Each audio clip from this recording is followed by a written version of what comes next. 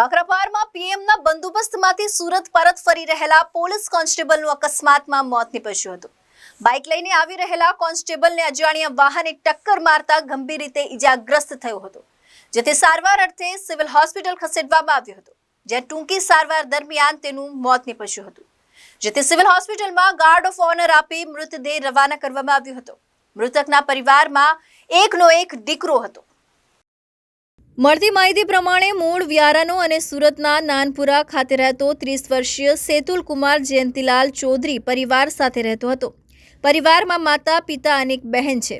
સેતુલ Surat police હેડક્વાર્ટરમાં armed LR તરીકે ફરજ બજાવતો હતો।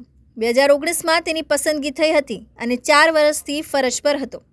ગતરોજ વડાપ્રધાન નરેન્દ્ર મોદીના નવસારી અને તાપીના કાકરાપાર ખાતે કાર્યક્રમનું આયોજન કરવામાં આવ્યું હતું, જેના પગલે સેતુલ પોલીસ બંદોબસ્તમાં કાકરાપાર ખાતે ગયો હતો। ત્યાંથી સાંજે બાઇક લઈને પરત સુરત આવી રહ્યો હતો। તે દરમિયાન આરટીઓ પાસે એક અજાણ્યા વાહને કોન્સ્ટેબલ સેતુલની બાઇકને ટક્કર મારી હતી। Arvind Rathod, ABC news Gujarat, Surat.